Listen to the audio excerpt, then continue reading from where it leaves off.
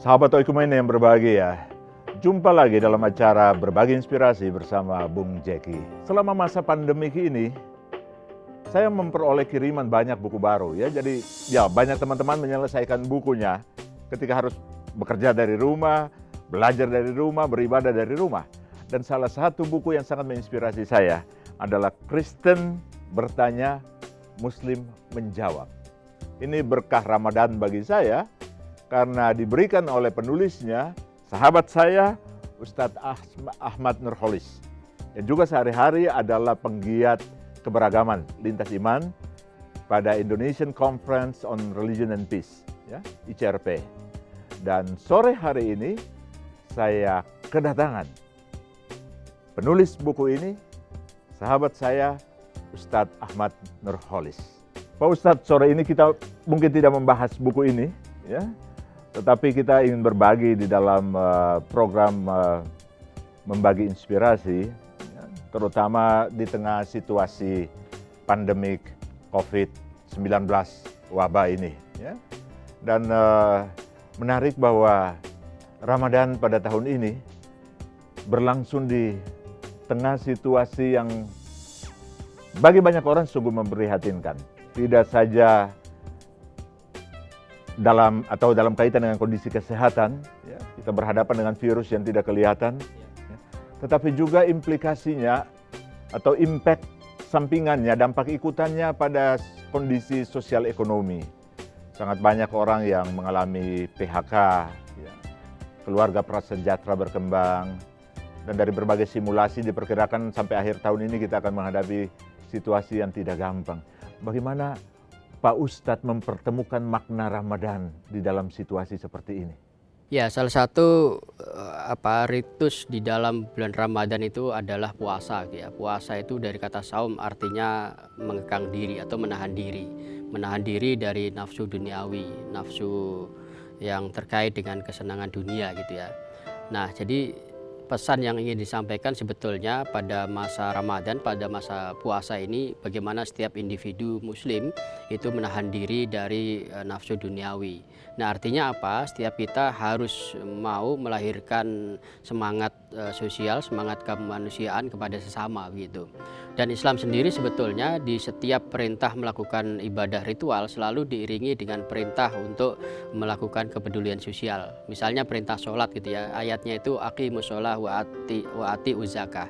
Dirikanlah sholat dan berikan zakat gitu. Nah, artinya ritus itu kan kewajiban kita kepada Sang Khalik. Sementara setelah itu adalah kita perlu menjalin jalinan kemanusiaan, kepedulian antara sesama. Nah, dalam Islam ada instrumen zakat. Zakat itu merupakan ajaran di mana bahwa di antara harta yang kita miliki itu tidak semua punya kita. Ada sebagian yang harus kita berikan kepada mereka yang membutuhkan gitu. Nah, oleh karena itu kalau kita kaitkan dengan pandemi corona ini, maka disinilah pentingnya kita membuktikan bahwa ajaran agama kita itu selalu mengedepankan nilai-nilai kemanusiaan, kepedulian kepada sesama gitu. Ini luar biasa ya, kami di PGI sendiri ada ya, tim relawan ya dari gereja-gereja ya, dalam gerakan Gereja Melawan COVID-19, GMC 19. Ya. Nah, tim relawan itu dilatih awalnya oleh teman-teman relawan Dompet Duafa. Ya, betul. Ya. Kebetulan saya mengikuti proses itu dari awal juga, yang beberapa kali pelatihan di sini, kemudian juga terjun di lapangan gitu ya. Iya, dan ya memang sayang ya, kita sedih sekali ketika di dalam pelaksanaan tugasnya satu teman dari Dompet Duafa yang ikut melatih meninggal. Iya, innalillahi. Meninggal. Tetapi di situ kita melihat bahwa apa yang Pak Ustadz maknakan tadi dari panggilan Islam ya, dan memaknai Ramadan di tengah situasi seperti ini, ya, itu bisa dijelaskan secara konkret di dalam tindakannya, antara lain oleh teman-teman Dompet Duafa. Ya, kalau di dalam Islam itu kan ada ajaran persaudaraan gitu ya. Ada ukhuwah Islamiyah, persaudaraan antar sama umat muslim. Tapi juga ada ukhuwah insaniyah, persaudaraan antar sama manusia. Nah, persaudaraan itu mestinya memang bisa kita komunikasikan secara aktif gitu ya, bukan pasif, aktif dalam artian begini. Dalam kondisi seperti ini kita penting untuk menjaga diri supaya tidak tertular, juga sekaligus tidak menularkan kepada orang lain. Dan yang lebih penting dari itu adalah bagaimana kita peduli kepada sesama dengan cara membantu. Nah, oleh karena itu, itulah kemudian yang saya dan teman-teman dari berbagai agama membuat satu gerakan berupa jaringan lintas iman tanggap COVID-19 itu gitu. Nah, itu kita mengajak beragam jaringan dari latar belakang agama yang berbeda gitu ya. Misalnya kalau di Islam itu ada yang dari NU, Muhammadiyah, ada dari Ahmadiyah juga gitu ya, dari Kristen tidak hanya PGI tetapi juga kelompok Kristen lain, Hindu, Pak Buddha. Ustadz, Ya. kita koma di sini dulu, kita break dulu. Baik. Ya. Kita akan lanjut tentang ini di elaborasi lebih jauh di segmen berikutnya. Sahabat Oikumene, persaudaraan antar sesama manusia. Itulah narasi besar kita dalam situasi pandemik saat ini. Kita jumpa lagi dengan Ustadz Nurholis dalam segmen berikutnya.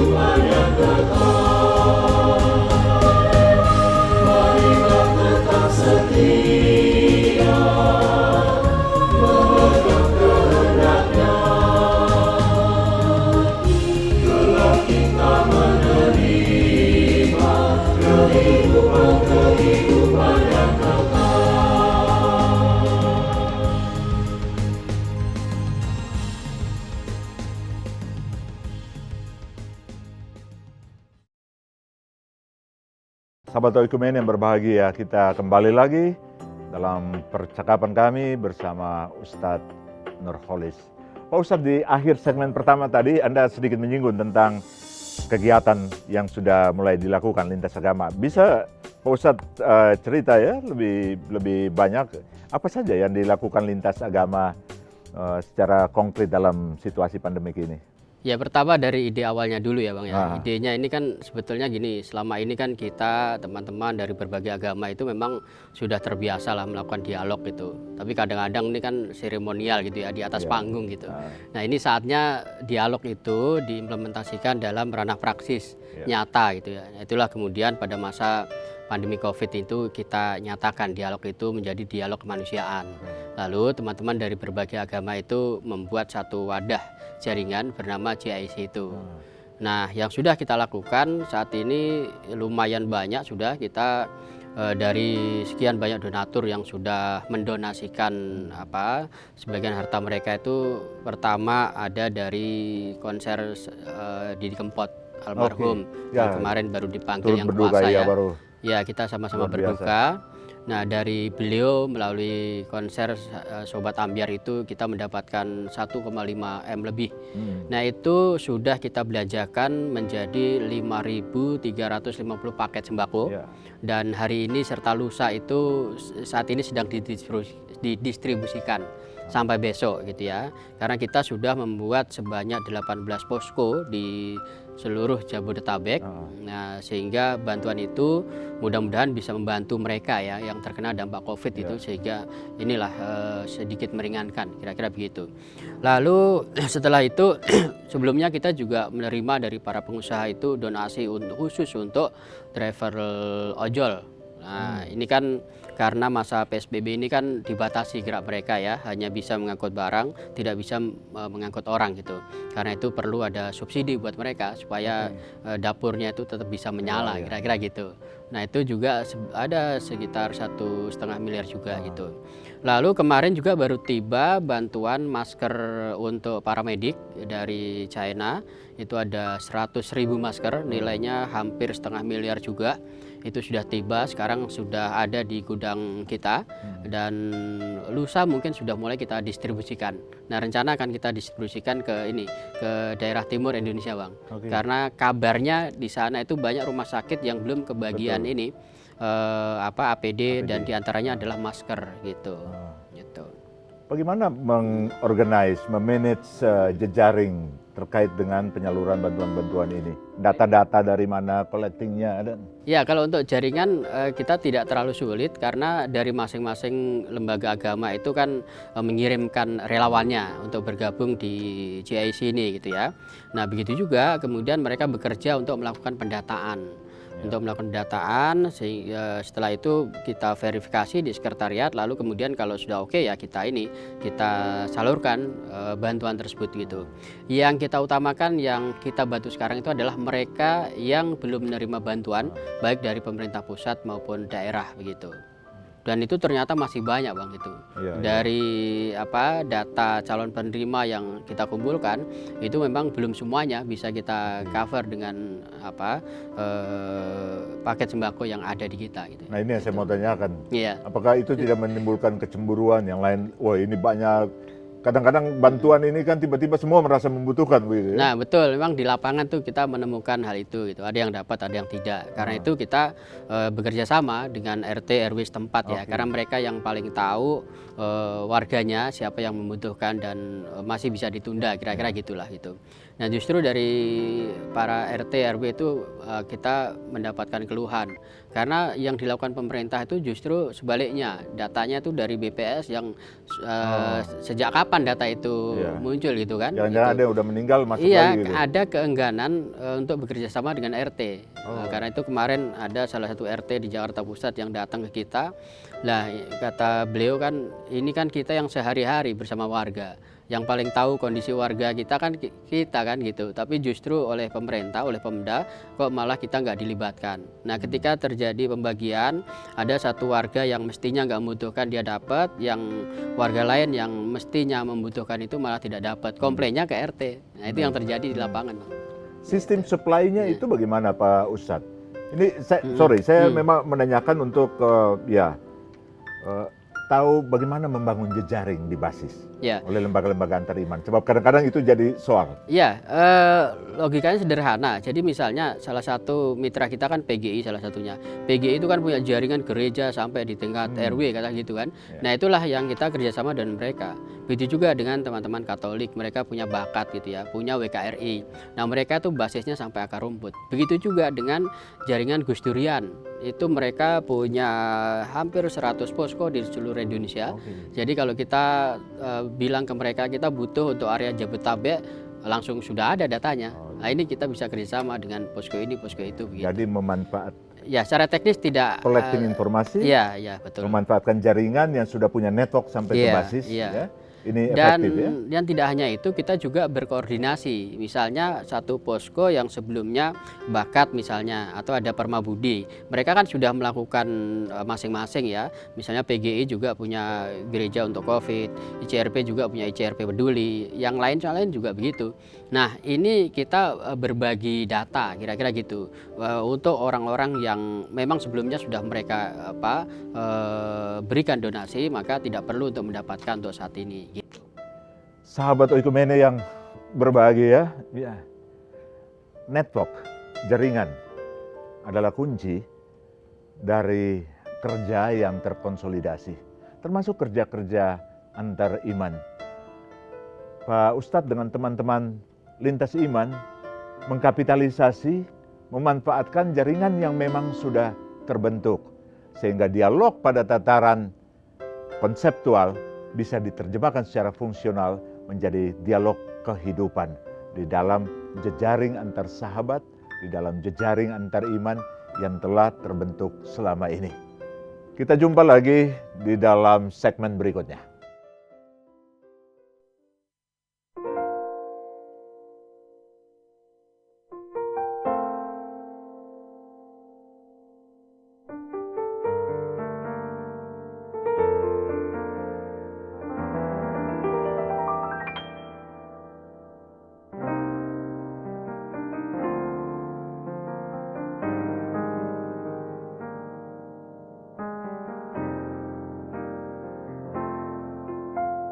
Kami umat-Mu merendahkan diri, memohon belas kasih-Mu atas Indonesia.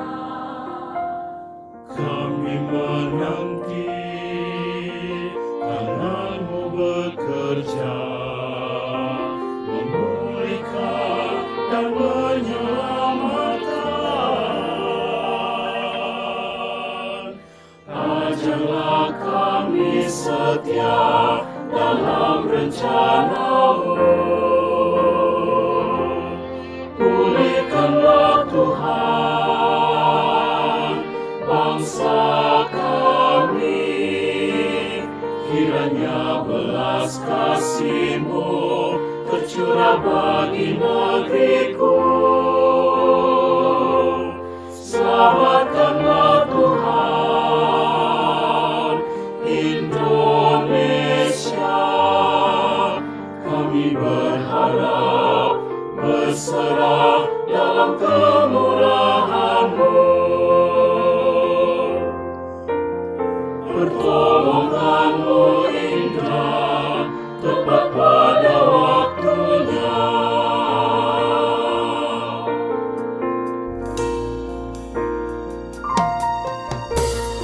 Kami umat-Mu merendahkan diri, memohon belas kasih-Mu atas Indonesia. Kami menanti tangan-Mu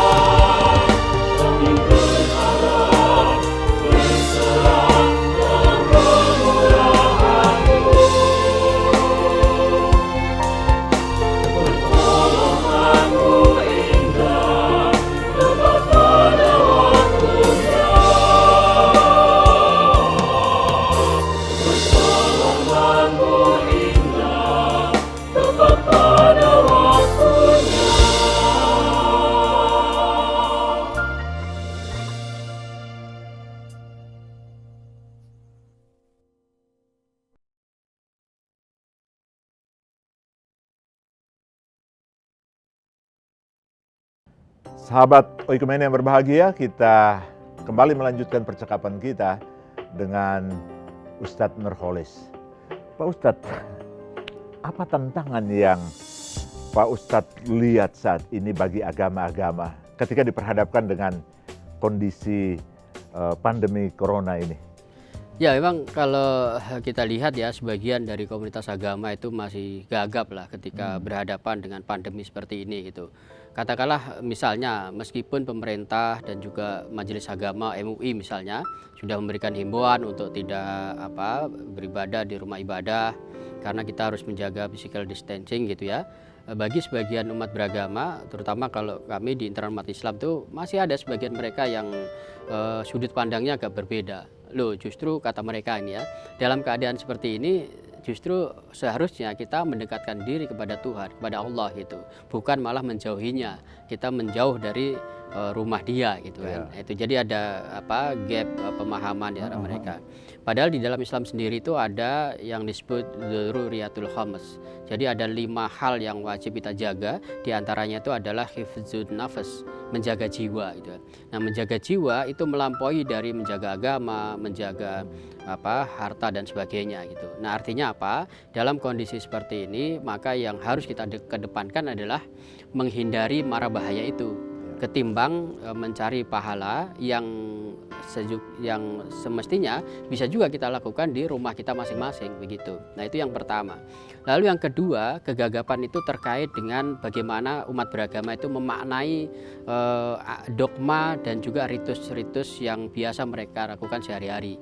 Nah, ini kan kadang-kadang kalau saya melihat itu ritus itu hanya sekedar ritual gitu ya, hampa dari makna, kira-kira gitulah. Nah, padahal misalnya ini kalau saya sebagai seorang muslim gitu ya, dari ritus sholat itu kan selalu diakhiri dengan mengucapkan salam. Assalamualaikum warahmatullahi wabarakatuh, menengok ke kanan dan menengok ke kiri. Nah, itu maknanya sebetulnya begini. Jadi setelah kita selesai menghadap kepada Sang Khalik, maka tugas kita berikutnya adalah memberikan keselamatan, kedamaian dan kesejahteraan bagi orang-orang di sekeliling kita. Nah, pada masa pandemi inilah saatnya kita mengimplementasikan salam itu, Bang. Ya gitu mestinya. Nah, itulah yang kemudian coba kita aktualisasikan melalui program di jaringan lintas iman ini. Nah, begitu gitu. Dan ini kan juga sebetulnya jangka pendek kan. Nah, jangka menengah dan panjang itu yang harus juga kita perhatikan itu adalah masa di mana setelah katakanlah corona ini sudah terlewat, tapi dampak ekonomi dari itu kan masih panjang nanti dampaknya. Nah, disitulah kita umat beragama mesti ngapain gitu. Nah, kalau kita misalnya di umat beragama, di Islam ada konsep zakat, di Buddha ada konsep berdana gitu ya, di Kristen juga ada konsep sepersepuluhan, di mana sebagian harta itu bisa kita fungsikan secara produktif gitu.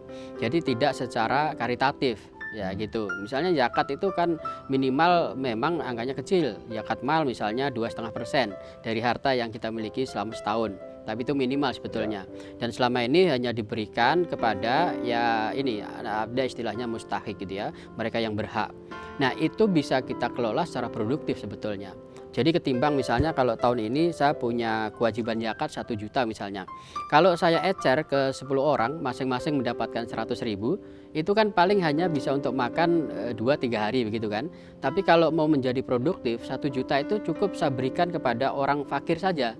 Orang yang kena PHK misalnya, dia nggak bisa ngapa-ngapain gitu ya. Nah, dengan 1 juta mungkin dia bisa buat modal jualan kolak atau jualan es degan misalnya gitu.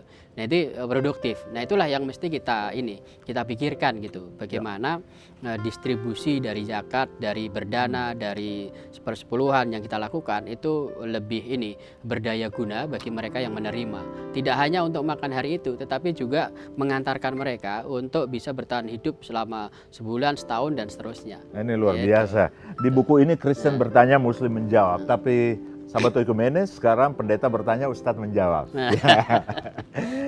Pak Ustadz, kira-kira ada paradigma keberagaman apa yang baru atau yang berubah pasca pandemi ini? Semangat persaudaraan dan juga gotong royong gitu ya. Kalau selama ini kan kita hanya mendengung-dengung dialog, dan itu hanya bisa dilakukan oleh kalangan elit terbatas gitu ya. Kan nggak semua mau melakukan itu kan. Ngapain dialog? Ujung-ujungnya kan bagi sebagian kelompok umat beragama misalnya merasa itu tidak penting gitu.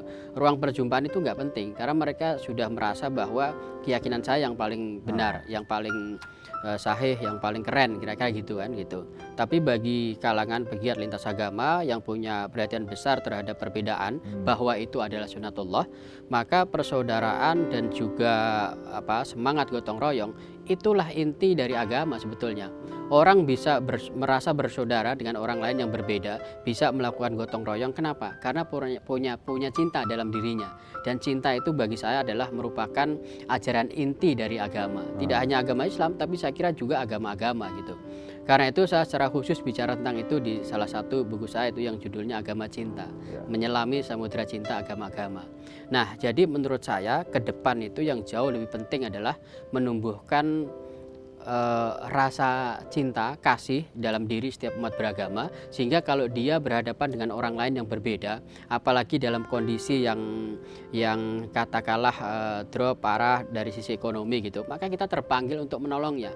Tidak lagi ditanya agamamu apa, sukumu apa, enggak lagi begitu, tapi kita melihat bahwa mereka adalah manusia sebagai saudara kita. Gitu, Bang. Jadi sebenarnya dialog lintas agama itu simpel saja ya. Simpel sebetulnya gitu. Keseharian kita. Iya. Bagaimana kita bertindak Betul, sebagai sesama. betul. Sebetulnya bagi sebagian kita itu sudah melakukan hal itu sehari-hari. Hanya kadang-kadang mereka tidak tahu bahwa itulah cerminan dari ajaran agama yang mereka anut gitu. Kan tidak semua dari kita umat beragama itu membaca Alkitab, membaca Al-Qur'an gitu kan. Sehingga juga mereka tidak memahami secara detail ajaran agama mereka. Tapi saya yakin nilai-nilai seperti itu masih dimiliki oleh masyarakat kita. Nah, inilah yang tercermin pada masa pandemi corona ini. Berapa triliun uang yang terkumpul itu kenapa bisa terjadi? Karena masih ada cinta kasih dalam diri umat beragama. Ini clue yang menarik. Pak Ustadz, terima kasih Sama-sama. untuk bisa bercakap-cakap ya, mengambil waktu pada situasi lagi puasa, Ramadan udah mampir ke sini. Ini kekuatan yang luar biasa dalam perjumpaan kita dan sangat menginspirasi. Sangat menginspirasi ya. Selamat menjalani Ramadan. Semoga sampai pada Idul Fitri nanti dengan amin, seluruh amin. selamat juga keluarga dan Ya. semua sahabat-sahabat kita perkuat dan pererat terus relasi kebersamaan persaudaraan lintas agama kita. Amin. Semoga berkat Tuhan selalu menyertai Abang Pendeta dan juga seluruh umat Kristen di Indonesia dan juga di dunia. Terima kasih. Sahabat Oikumene, inspirasi yang luar biasa kita dapat dari Ustadz Nurholis dalam percakapan saat ini. Kita bisa membangun dialog lintas agama pada level pertukaran diskursus konseptual, teologi, dan berbagai hal lainnya. Tapi kalau kita tidak punya cinta, kita tidak punya solidaritas kemanusiaan, kita tidak punya empati, persaudaraan, maka seluruh dialog menjadi tidak berarti.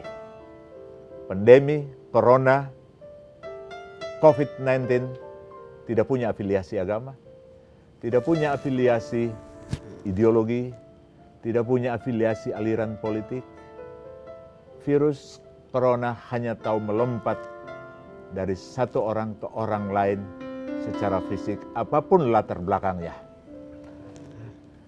Oleh karena itu, dalam situasi ini kita terpanggil sebagai pemeluk agama untuk berdiri di atas satu narasi yang sama. Membela kehidupan, mempertahankannya. Karena Allah yang kita yakini adalah Allah kehidupan. Tuhan menyertai kita semua. Sampai jumpa pada episode berikutnya. Shalom.